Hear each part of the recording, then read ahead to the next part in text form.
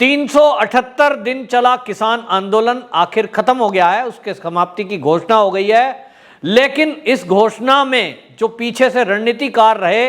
इस आंदोलन को समाप्ति कराने में, उनका नाम है गृह मंत्री अमित शाह। जी हां, गृह मंत्री अमित शाह ने अपनी कूटनीति के जरिए इस आंदोलन को एक हफ्ते के अंदर, उनको जब ये जिम्मेदारी दी गई उसके एक हफ्ते के अंदर अंदर इस आंदोलन को खत्म कर दिया। और आपको बताएं, रणनीतिकार अमित शाह की कूटनीति के कारण जहां एक तरफ यह आंदोलन समाप्त हुआ है, वहीं यहां हीरो बनने की चाह रखते हुए, उत्तर प्रदेश की राजनीति में अपना दबदबा बनाते हुए, और वो सोच रहे थे कि योगी आदित्यनाथ को हटाने का सपना देखने वाले राकेश टिकैत को जीरो कर दिया है। जी हां, आपको बताएं, ये 378 दिन चला हुआ किसान आंदोलन, जिसमें राकेश टिकैत अपने आप को हीरो बनाकर प्रोजेक्ट कर रहा था, जिसके पीछे कांग्रेस की फंडिंग आ रही थी, जिसके पीछे खालिस्तानी एंगल जुड़ा हुआ बताया जा रहा है, जिसके पीछे यह भी बताया जा रहा है कि योगी जी को हराने के लिए कुछ जो देश के विपक्षी पार्टियां हैं उन लोगों से कहीं ना कहीं कोई समझौता हुआ है कि वो उत्तर प्रदेश के माहौल को योगी के विरुद्ध खड़ा करेगा, ऐसा समझा जा रहा है। और जिसलिए हमने देखा भी है राकेश टिकैत का ये बयानबाजी और बार बार ये कहना कि 2022 के चुनाव में पहले योगी जी को हराना है, फिर 24 में मोदी जी को हराना है। लेकिन आज की डेट में राकेश टिकैत के साथ संयुक्त किसान मोर्चे के लीडर भी नहीं है और ना ही उसे वो नेता मानने को तैयार हैं। हाल ही में जो संयुक्त किसान मोर्चे के दर्शन पाल सिंह हैं, उन्होंने बाकायदा एक बयान दिया और उन्होंने कहा जो किसान नेता राजनीति में जाना चाहते हैं वो संयुक्त किसान मोर्चे को छोड़ दें। यह बयान उनका उस समय में आया है जब उसके पहले जब यह घोषणा हुई है समाप्ति की, और समाप्ति की घोषणा में एक प्रेस कॉन्फ्रेंस हुई। संयुक्त प्रेस कॉन्फ्रेंस में संयुक्त किसान मोर्चे के सभी लीडर मौजूद थे और सबकी मौजूदगी में योगेंद्र यादव, जो कि इनके एक जाना माना लीडर है एसकेएम का, उसने बाकायदा ये माइक पर कहा, प्रेस मीडिया के सामने कहा कि संयुक्त किसान मोर्चे के लिए आंदोलन के ओपनर हैं राजेवाला और राकेश टिकैत आखिरी व्यक्ति हैं, आखिरी उनको बैट्समैन कहा। और ये जो टिप्पणी है ये इसलिए की गई थी, आपको बताएं, क्योंकि जब लखीमपुर खीरी वाला कांड हुआ, उस कांड में बीजेपी के एक जो कार्यकर्ता थे जिनको भीड़ ने पीटकर मार डाला था, उनको सांत्वना देने के लिए ये गए थे वहां पर योगेंद्र यादव, और उस योगेंद्र यादव के जाने को लेकर राकेश टिकैत ने तल्ख टिप्पणी की थी। उनको सस्पेंड भी कराया गया और यह तक कह दिया गया था कि योगेंद्र यादव को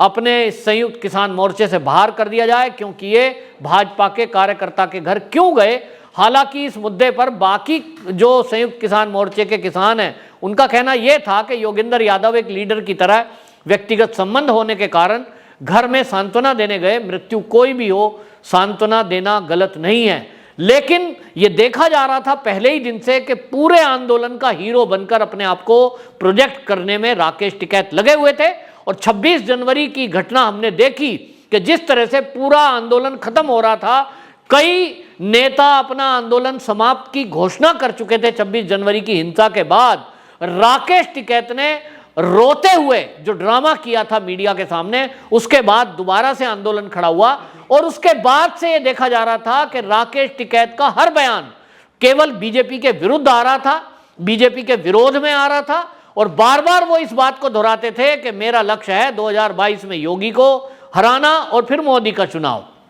दोनों चुनाव में कहीं ना कहीं उनकी मंशा ऐसी लग रही थी कि वो विपक्षी पार्टियों के हाथ की कठपुतली बने हुए हैं, और यह भी लग रहा था कि वो अपने आप को एक बड़ा लीडर बनाकर उत्तर प्रदेश की राजनीति में प्रोजेक्ट करना चाहते हैं, कहीं ना कहीं सरकार को ब्लैकमेल करना चाहते हैं। लेकिन उनके मंसूबों पर पानी फिर गया जब ये दो नेताओं के बयान आए हैं।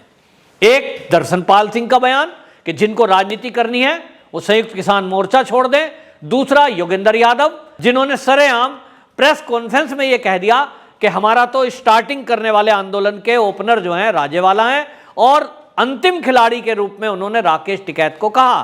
अब बात यह होती है कि आखिरकार ये हुआ क्या। तो हुआ यह है कि राकेश टिकैत की जो एक्टिविटी रही उन सबको लोगों ने देखा, और देखा यह कि राकेश टिकैत अपने को राष्ट्रीय लीडर बनाने के लिए, आप सबको भी ध्यान होगा, पूरे देश का भ्रमण करने में लगे हुए थे। गाजीपुर बॉर्डर के टेंट खाली, वहां केवल टेंट खाली लगे हुए थे, मुट्ठी भर किसान वहां पर बैठे हुए थे जो राकेश टिकैत के रिश्तेदार या निकट के लोग रहे, और वो 50 की संख्या मुश्किल से रही होगी। लेकिन राकेश टिकैत भ्रमण कर रहे थे पश्चिम बंगाल, राकेश टिकैत भ्रमण कर रहे थे महाराष्ट्र, राकेश टिकैत भ्रमण कर रहे थे पंजाब में, राकेश टिकैत माला डलवा रहे थे हरियाणा में। क्यों? क्योंकि इनके मंसूबे कुछ ना कुछ इस तरह के थे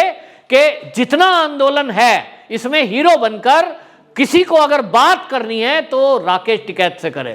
राकेश टिकैत अपने आप को राष्ट्रीय लीडरशिप में स्थापित करने की कोशिश कर रहे थे, क्योंकि इनका लक्ष्य 2024 का लोकसभा का चुनाव था। और कहीं ना कहीं जिस तरह से ममता बनर्जी से इनकी ट्यूनिंग हुई, ये ममता बनर्जी के बंगाल चुनाव में लड़वाने के लिए पहुंचे पश्चिम बंगाल के चुनाव में, और इन्होंने ममता बनर्जी की नंदीग्राम सीट पर प्रचार भी किया, वहीं से इनका कुछ ऐसा समझौता हुआ। और इसके आप कड़ियों को अगर जोड़ेंगे तो आपको समझ में आएगा कि कांग्रेस के अतर जब यह हुआ कि कोई एक और संयुक्त को मोर्चा बनाकर मोदी के विरुद्ध 2024 का चुनाव लड़ा जाएगा, तो राकेश टिकैत भी अपने आप को कहीं प्रोजेक्ट करने की कोशिश कर रहे थे। जैसे ममता बनर्जी अपने को पीएम से लड़ने का फेस बनाना चाहती है, राहुल गांधी अपने को एक फेस बनाना चाहते हैं, शरद पवार अपने आप को फेस बनाना चाहते हैं, राकेश टिकैत ने भी ऐसा सपना देखा कि मैं भी एक किसान नेता के तौर पर इतना बड़ा चेहरा हो जाऊं कि ये जितने विपक्षी दल हैं ये मुझसे कहें कि भाई हमें वोट दिला दो, मोदी को हराने के लिए हमारे साथ आ जाओ। और ये जो है, इसमें दिल्ली पुलिस के सूत्र ये बता रहे हैं कि खालिस्तानी एंगल भी था, फंडिंग हो रही थी, जिनके द्वारा यहां पर मौज मस्ती के कार्यक्रम हो रहे थे, जिस तरह से यहां खाना हो रहा था, जिस तरह से एसी चल रहे थे दिन रात, इसके पीछे जो फंडिंग हो रही थी, वो फंडिंग करने वाले वो लोग हैं जो खालिस्तानी मूवमेंट को इस देश में चलाना चाहते थे। तो एक तरफ हमारे देश की जांच एजेंसियां, सुरक्षा एजेंसियां, दिल्ली की स्पेशल सेल पुलिस, वो सब निगरानी रख रही थी राकेश टिकैत की, उसी तरह निगरानी रख रहा था SKM, संयुक्त किसान मोर्चा। और संयुक्त किसान मोर्चे के गुरनाम सिंह चंडूनी ने बाकायदा एक बार ये कहा भी कि भाई आप अपना उत्तर प्रदेश देखो, अपने अपने स्टेट अपने अपने लोग देखेंगे जो SKM के मेंबर हैं, पंजाब का जो मेंबर है वो पंजाब में देखेगा कैसा आंदोलन चल रहा है, यूपी वाला यूपी में देखे, हरियाणा में मैं हूं, अपने लिए उन्होंने कहा गुरनाम सिंह चंडूनी ने, यहां मैं देखूंगा, दूसरे राज्य में दूसरा कोई नेता इंटरफेयर ना करे। लेकिन हमने देखा कि राकेश टिकैत अपने आप को जाट नेता समझकर जाट बेल्ट में, और जहां जहां जाट थे, चाहे वो पंजाब हो, फिर चाहे वो हरियाणा हो, फिर चाहे वो उत्तर प्रदेश हो, वो सब जगह जातिगत एंगल से अपने को हीरो बनाकर और जाट का एक राष्ट्रीय नेता बनने की कोशिश कर रहे थे। इस पर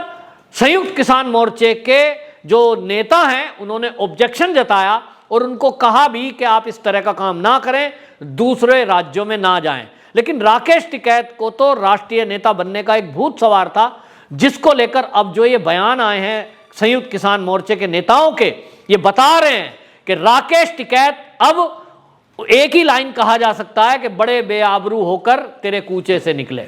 मतलब आप समझ लीजिए कि इस पूरे आंदोलन में वो सोच रहे थे कि मालाएं डलेंगी, हालांकि वो कह रहे हैं कि हम विजय दिवस मनाएंगे, लेकिन राकेश टिकैत जी का जिस तरह से अपमान संयुक्त किसान मोर्चे में हुआ है कि उनको लोग जो है उनको कह रहे हैं कि अगर राजनीति करनी है तो आप निकलो यहां से, क्योंकि राकेश टिकैत के बाद उनका जो भाई है नरेश टिकैत, जो कि अध्यक्ष हैं किसान मोर्चे के,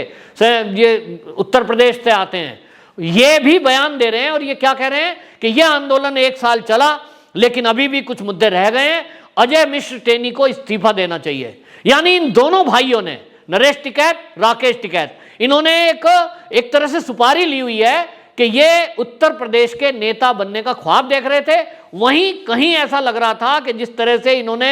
अजय मिश्र टेनी को टारगेट किया, बार बार हर बयान दिया, मीडिया में बोला, तो आखिरकार जो व्यक्ति ना तो कहीं हिंसा में था ना कहीं घटना में था और जिसका बेटा गृह राज्य मंत्री होने के बावजूद भी आज जेल में बंद है उनका बेटा, तो ऐसे में अजय मिश्र टेनी के इस्तीफे पर यह टिकैत खानदान क्यों अड़ा है?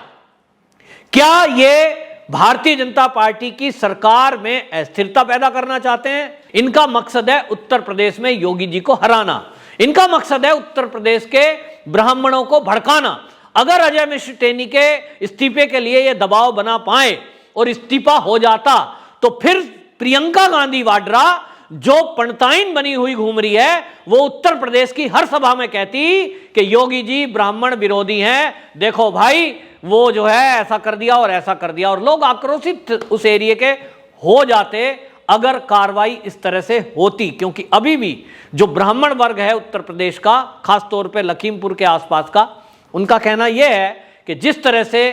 कार्रवाई हुई है उसमें अजय मिश्र टेनी का बेटा का कोई डायरेक्ट इन्वॉल्वमेंट नहीं है, क्योंकि वो गाड़ी नहीं चला रहा था, गाड़ी में विराजमान था। हालांकि अभी इस पर भी वो मना करता है, वो तो कहता है जी मैं घटना स्थल पर था ही नहीं, ये जांच का विषय है। लेकिन लोगों का कहना है कि उसके बावजूद भी वो जेल में है, कोर्ट अपना काम करेगी। लेकिन जिस तरह से ये राकेश टिकैत खानदान और कांग्रेसी ये सब के सब इस्तीफे पर अड़े हैं अजय मिश्र टेनी के, ये बता रहा था कि कहीं ना कहीं राकेश टिकैत के मंसूबे उत्तर प्रदेश की सरकार को गिराना या योगी जी के विरुद्ध लोगों को भड़काना, ये रहा है। और अब जो कि नतीजा ये है कि अब आंदोलन खत्म हो रहा है और राकेश टिकैत इस समय ना तो केंद्र को ब्लैकमेल करने की स्थिति में है, ना वो उत्तर प्रदेश की सरकार को अस्थिर करने की स्थिति में है। और यह भी पक्का है कि उत्तर प्रदेश में योगी जी को दोबारा से आने से रोकने की स्थिति में भी राकेश टिकैत नहीं है, क्योंकि उत्तर प्रदेश में योगी जी की आंधी चल रही है जिसमें ये सब तिनके भुनके उड़ते नजर आएंगे। दोबारा योगी जी की सरकार ही बनेगी और ये नेता एक्सपोज हो गए हैं जो ये षड्यंत्र कर रहे थे योगी जी के और मोदी जी के विरुद्ध। वंदे मातरम।